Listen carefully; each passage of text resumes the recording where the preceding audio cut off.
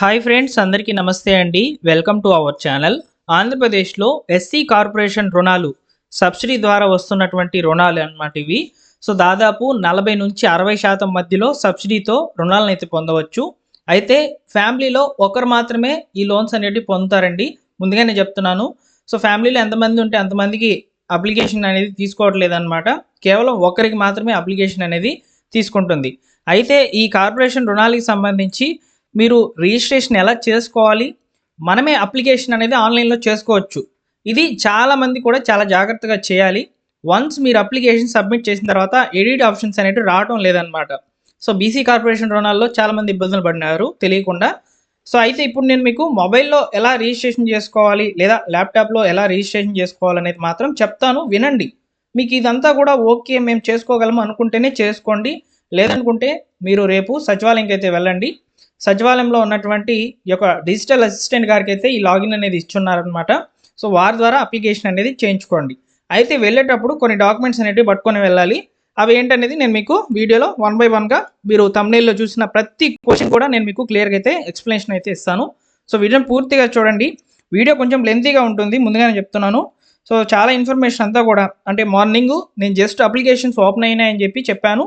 So దానికి చాలా మంచి రెస్పాండ్ అనేది వచ్చిందనమాట. చాలామంది కూడా కొన్ని డౌట్స్ అయితే అడిగారు. సో వారందరికీ కూడా క్లియర్ అయితే చేస్తానండి. వీడియోని ఓపిక్గా కొంచెం సేపు వినండి, మీకు క్లియర్గా అయితే ఎక్స్ప్లెనేషన్ అయితే ఉంటుందన్నమాట. ఓకేనా? సో లేట్ చేయకుండా డైరెక్ట్గా టాపిక్లో కనుక వచ్చినట్లయితే, సో రాష్ట్ర ప్రభుత్వం ఎస్సీ కులాల వారికి కార్పొరేషన్ రుణాలు అనేవి అందిస్తుంది. ఇక్కడ దాదాపు 5 సెక్టార్లు అయితే లోన్స్ అనేవి వస్తున్నాయి. ఒకటి వచ్చేసి 3 లక్షల రూపాయల లోపల ఉన్నటువంటి రుణాలు, ఒకటి 3 నుంచి 10 లక్షల రూపాయల లోపల ఉన్నటువంటి రుణాలు, ఇంకొకటి వచ్చేసి 10 లక్షల రూపాయల లోన్ ఉన్నటువంటి రుణాలు అనమాట. సో అదేవిధంగా ఫైనల్గా ఈ యొక్క ట్రాన్స్పోర్ట్ సెక్టార్లో ఈ 3 వీలర్ ఆటోలకు, హెచ్ఆర్ బండ్లకు, 4 వీలర్లకు సంబంధించి ఒక సెక్టర్ ట్రాన్స్పోర్ట్ సెక్టర్ అనేది పెట్టున్నారనమాట. నెక్స్ట్ వ్యవసాయం సంబంధించి అంటే అగ్రికల్చర్ సెక్టార్లో డ్రోన్స్కి సంబంధించి లోన్స్. సో ఈ 5 కేటగిరీల్లో లోన్స్ అనేవి రావడం జరుగుతుంది. సో వాటి గురించి కూడా చెప్దాం, ఎంత సబ్సిడీ వస్తుంది అనేది ముందుకు వెళ్ళి తెలుసుకుందాం అనమాట. అయితే ముందుగా ఎలిజిబిలిటీస్ చెప్తాను, ఒకసారి మీరు క్లియర్గా అయితే వినండి. సో ఇక్కడ ఏపీ ఓబీఎంఎంఎస్ అనే వెబ్సైట్లో అయితే ఉన్నాను నేను. ఇక్కడ చూసుకోవచ్చు ఎస్సీ కార్పొరేషన్ లోన్స్ అనేవి ఓపెన్ అయిపోయి ఉన్నాయన్నమాట. అయితే ఎలిజిబిలిటీ ఒకసారి ఫస్ట్ వినండి, ఎలిజిబిలిటీ క్లియర్గా వినండి. సో ఇక్కడ ఎస్సీ కులాలకు సంబంధించిన వాళ్ళు మాత్రమే అప్లికేషన్ చేసుకోగలరు. వారి దగ్గర క్యాస్ట్ సర్టిఫికేట్ కంపల్సరీగా ఉండాలని చెప్తున్నారు. సో మీరు క్యాస్ట్ సర్టిఫికేట్ 1 year లోపల లేదా 6 months లోపల ఉన్నటువంటి క్యాస్ట్ సర్టిఫికేట్ మ్యాండేటరీ మీ దగ్గర ఉండాలన్నమాట. సో లేదనుకుంటే వాట్సాప్ గవర్నెన్స్ ద్వారా మీరు ఈ క్యాస్ట్ సర్టిఫికేట్కి దరఖాస్తు పెట్టుకోండి. ఒక 15 to 20 minutesలో మీకు క్యాస్ట్ సర్టిఫికేట్ అనేది ఇష్యూ అయిపోతుంది అనమాట. ఇక్కడ మనము అప్లికేషన్తో పాటు క్యాస్ట్ సర్టిఫికేట్ జెరాక్స్ పెట్టాలి. నెక్స్ట్ వచ్చేసి ఇక్కడ ఆన్లైన్లో అప్లై చేస్తున్నప్పుడు నెంబర్ అనేది పెట్టాలి. సో కాబట్టి క్యాస్ట్ సర్టిఫికేట్ మ్యాండేటరీ, ఎందుకంటే మీరు ఎస్సీ కులాలకు సంబంధించిన వాళ్ళ కాదనేది ఐడెంటిఫికేషన్ కోసము ఇక్కడ caste certificate mandatory. So next చూసుకున్నట్లయితే ఆంధ్రప్రదేశ్లో నివాసితులై ఉండాలన్నమాట. అంటే ఆంధ్రప్రదేశ్ ఆధార్ కార్డు అయితే కలిగి ఉండాలి. ఇక్కడ వయస్సు, సో ఇది చాలా మంది కూడా వినకుండా కామెంట్స్ అయితే అడుగుతున్నారండి. ఒకసారి వినండి. 21 నుంచి 50 సంవత్సరాల మధ్య ఉన్నటువంటి వాళ్ళు మాత్రమే ఎలిజిబుల్ అవుతారు ఈ లోన్స్కి. ఓకేనా? Next white ration card, BPL కార్డులో ఉన్నటువంటి వాళ్ళు మాత్రమే ఎలిజిబుల్ అవుతారని చెప్తున్నారు. నెక్స్ట్ వచ్చేసి ఇక్కడ ఖచ్చితంగా ట్రాన్స్పోర్ట్ సెక్టార్లో మీరు లోన్ తీసుకోవాలనుకుంటే డ్రైవింగ్ లైసెన్స్ మ్యాండేటరీ. అదేవిధంగా ఈ 3 నుంచి 10 లక్షల రూపాయల లోపల కొన్ని వచ్చేసి జనరిక్ ఫార్మసీ స్కీమ్స్ అనేవి ఉన్నాయన్నమాట. అంటే మెడికల్ దుకాణాలు నడుపుకునేందుకు లోన్స్ అనేవి ఇస్తుందన్నమాట. అవి 3 నుంచి 10 లక్షల రూపాయల లోపల ఉన్నటువంటి లోన్స్లో అయితే వస్తాయి. సో ఆ యొక్క సెక్టార్ మీరు సెలెక్ట్ చేసుకొని లోన్ పొందాలనుకుంటే ఖచ్చితంగా అప్లికెంట్ ఎవరైతే ఉన్నారో వారికి సంబంధించి బీ ఫార్మసీ, ఎం ఫార్మసీ లేదా డి ఫార్మసీకి సంబంధించిన స్టడీ సర్టిఫికేట్ కంపల్సరీగా ఉండాలని చెప్తున్నారు. సో మీరు ఇంకా డెప్త్గా ఇన్ఫర్మేషన్ కావాలనుకుంటే వ్యూ మోర్ అనే ఆప్షన్ క్లిక్ చేస్తే ఇక్కడ డీటెయిల్స్ వారీగా స్కీమ్స్ అయితే ఉన్నాయన్నమాట. అంటే కొన్నిటికి ఎలిజిబిలిటీలు అయితే లేవన్నమాట, కొన్నిటి మాత్రం ఖచ్చితంగా అయితే అడుగుతున్నారు. ఇక్కడ చూడండి, web development and IT services సంబంధించి మీరు ఈ యొక్క స్కీమ్ సెలెక్ట్ చేసుకొని లోన్ పొందాలనుకుంటే ఇక్కడ ఏం చెప్తున్నారు చూడండి, ఐటీఐ, డిప్లొమా ఇలా క్వాలిఫికేషన్ అనేది రిక్వైర్మెంట్. సో కొన్నిటికి సంబంధించి మినిమం 10th అయితే ఉంది, కొన్నిటికి సంబంధించి అసలు ఎలిజిబిలిటీ ఏమీ లేదు, అంటే నో ఎలిజిబిలిటీ క్రైటీరియా అని చెప్తున్నారు అనమాట. అంటే ఇక్కడ చూడండి, సోపులు, డిటర్జెంట్లు ఇవి తయారు చేసేదానికి ఎలిజిబిలిటీ అవసరం లేదు. నీ దగ్గర ఖచ్చితంగా ఒక మంచి ప్లాన్ ఉందంటే వీటిని తయారు చేసేదానికి లోన్ అనేది పెట్టుకోవచ్చు అనమాట. సో ఈ విధంగా కొన్నిటికి ఎలిజిబిలిటీలు అయితే ఉన్నాయి, కొన్నిటికి ఎలిజిబిలిటీలు అయితే లేవు. అంటే ఎడ్యుకేషనల్ క్వాలిఫికేషన్ సంబంధించి నేను మీకు చెప్తున్నాను. ఓకేనా?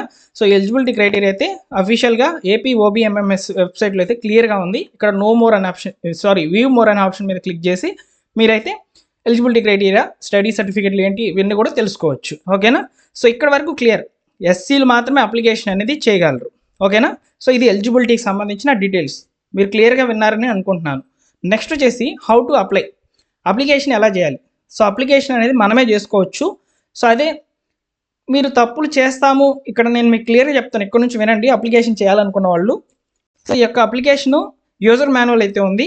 బీసీ కార్పొరేషన్ లోన్స్ సంబంధించి యూజర్ మాన్యువల్ చూపిస్తాను. సేమ్ యాజ్ ఇట్ ఈజ్గా ఎస్సీ కార్పొరేషన్ లోన్స్ సంబంధించి ఈ యూజర్ మాన్యువలే ఉపయోగపడుతుంది అనమాట. ఓకేనా? లేదు ఇవన్నీ మాకు వద్దు అనుకుంటే మీరు సచివాలయంకి వెళ్ళి డిజిటల్ అసిస్టెంట్ గారిని కలిసి వారి ద్వారానే అప్లికేషన్ క్లియర్గా చేయించుకోండి. ఓకేనా?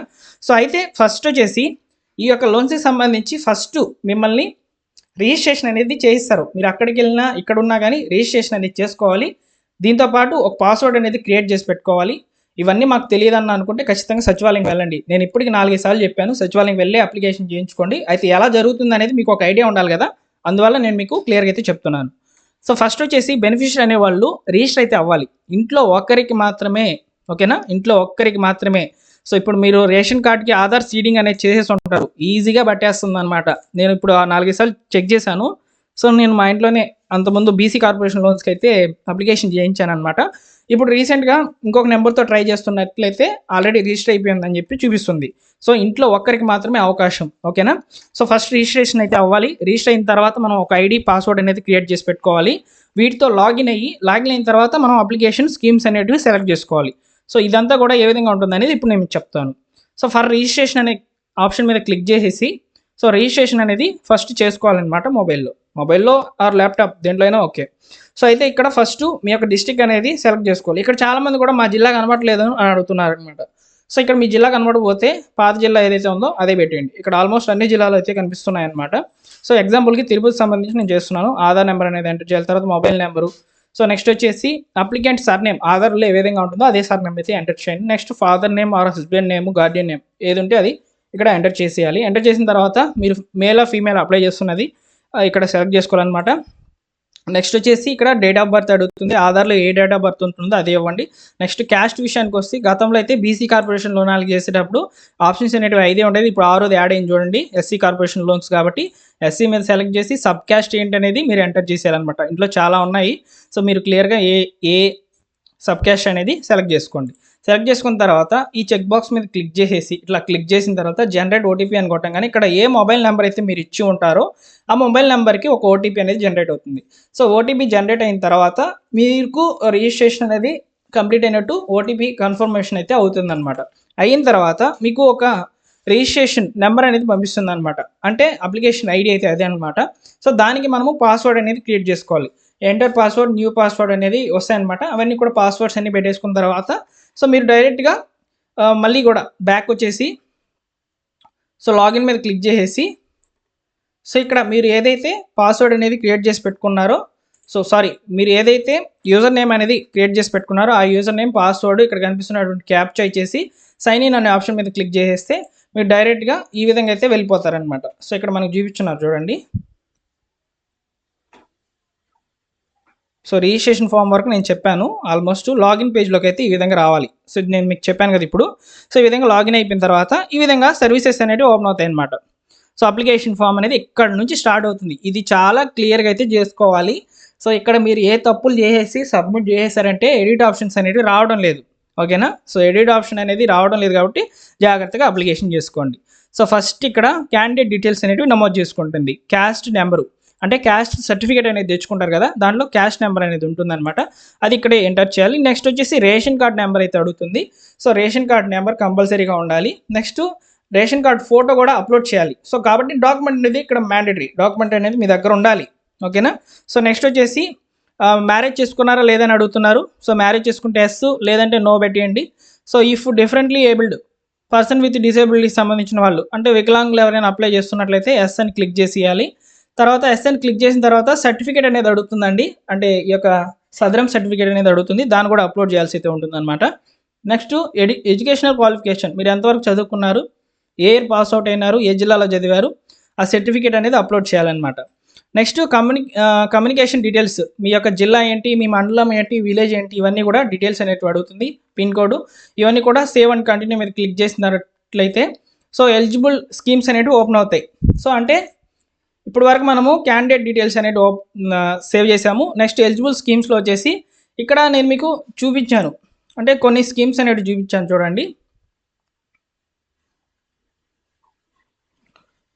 సో అబౌట్ ఎలిజిబిలిటీలు అయితే ఉన్నాయన్నమాట స్కీమ్స్ అనేటివి. మీరు ఏ వ్యాపారం చేయాలి అనుకుంటున్నారో సో ఇవ్వండి స్కీమ్స్ అనేటివి, details of the scheme. So ఇది దాదాపు 32 అయితే ఉన్నాయన్నమాట. ఈ 32లో మీరు దేనికైతే పెట్టుకోవాలనుకుంటున్నారో, చివరిలో అయితే ట్రాన్స్పోర్ట్ సెక్టర్లో ప్యాసింజర్ ఆటో 4 వీలర్లు, ఈ విధంగా కార్స్ వీటికి సంబంధించి కూడా ఉన్నాయి. డ్రోన్స్కి సంబంధించి అయితే చివరిలో ఉన్నాయి. ఇవన్నీ కూడా మీరు స్కీమ్ సెలెక్ట్ చేసుకున్నప్పుడు అడిగి చేయించుకోండి, ఓకేనా.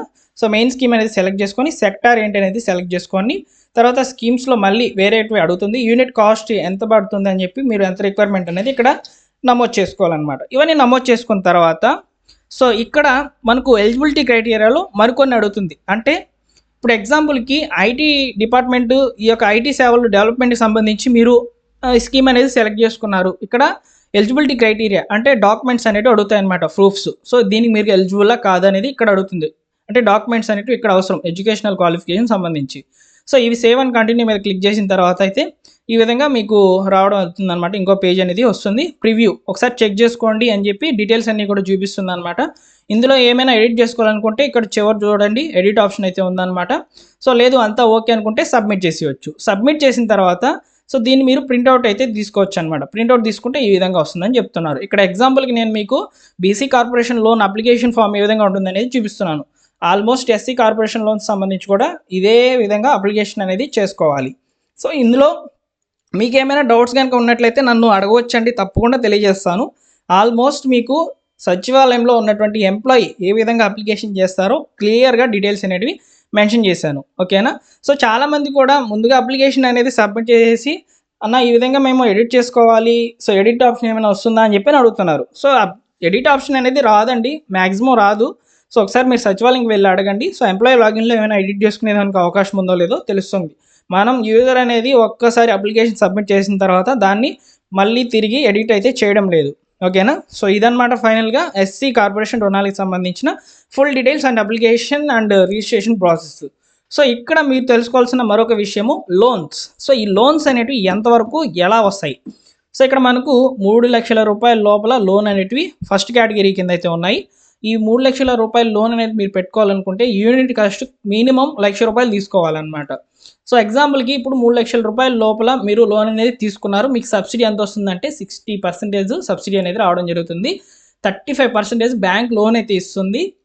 దీంతోపాటు 5% బెనిఫిషరీ భరించాలని చెప్పి చెప్తున్నారనమాట. సో 3 లక్షల పైన కనుక మీరు లోన్ అనేది పొందాలనుకున్నారు అనుకోండి, ఎగ్జాంపుల్కి 5 lakhs నాకు లోన్ కావాలని అనుకున్నారు. సో దానికి సంబంధించి సబ్సిడీ ఎంత వస్తుందంటే 45% మీకు సబ్సిడీ అనేది, లేదా 40% సమ్ చేంజ్ అయితే వస్తుందండి. ఒకసారి వెయిట్ చేశారంటే నేను మీకు ఇప్పుడు చెప్తాను.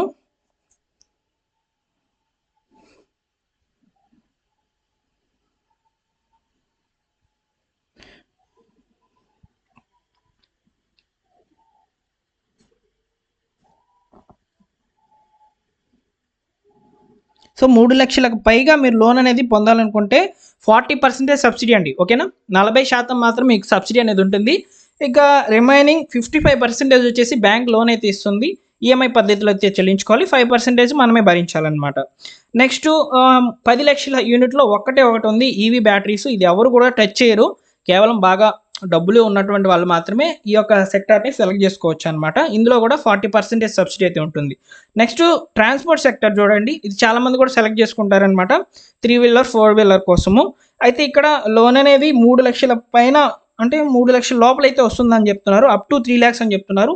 3 వీలర్కి సంబంధించి అంటే ఆటోలు, ఈ విధంగా కార్స్ ఇవి తీసుకోవాలనుకుంటే ట్రాన్స్పోర్ట్ సెక్టార్లో 3 లక్షల రూపాయల లోపల లోన్ అయితే వస్తుంది. 50% సబ్సిడీ అండి, 50% సబ్సిడీ, 45% బ్యాంక్ లోన్ అయితే వస్తుంది, 5% మనం తీసుకోవాలన్నమాట. సో ఇక్కడ మళ్ళీ టైప్ 2లో ఉన్నాయన్నమాట. ట్రాన్స్పోర్ట్ సెక్టార్లో టైప్ 2 కూడా ఉంది, అంటే 4 వీలర్కి సంబంధించి అప్ టు 10 lakhs వరకు అయితే ఇస్తున్నామని చెప్తున్నారు. ఇక్కడ 40% సబ్సిడీ అయితే ఉంటుందని చెప్తున్నారనమాట. ఇక డ్రోన్స్, అగ్రికల్చర్ సెక్టార్లో డ్రోన్స్ అయితే ఉన్నాయి కదా, వీటికి సంబంధించి సబ్సిడీ వచ్చేసి 40%, బ్యాంక్ లోన్ వచ్చేసి 55% సబ్సిడీ లోన్ అనేది రావడం జరుగుతుంది. సో ఈ విధంగా మనకు ఈ యొక్క ఆంధ్రప్రదేశ్ గవర్నమెంట్ ఎస్సీ కులాల వాళ్ళకి సబ్సిడీ లోన్స్ అనేవి ఇవ్వడం జరుగుతుందన్నమాట. సో ఇక్కడ వరకు చాలా క్లియర్గా ఉన్నటువంటి వాళ్ళు తప్పకుండా లైక్ చేసి వెళ్ళండి. ఇలాంటి లేటెస్ట్ అప్డేట్స్ వెంటనే వచ్చినప్పుడు తెలియజేస్తాను. అలానే ఫ్రెండ్స్ ముఖ్యంగా ఎస్టీ కార్పొరేషన్ లోన్స్ కూడా త్వరలోనే వస్తాయని చెప్తున్నారు. సో ఎస్టీ కులాల వాళ్ళకి సంబంధించిన కూడా అప్డేట్స్ వచ్చినప్పుడు తప్పకుండా తెలియజేస్తాను. మన ఛానల్ సబ్స్క్రైబ్ చేసుకొని రెగ్యులర్గా ఫాలో అవుతుండండి. ఇలాంటి లేటెస్ట్ అప్డేట్స్ వచ్చినప్పుడు వెంటనే వీడియోస్ రూపంలో తెలియచేయడం జరుగుతుంది.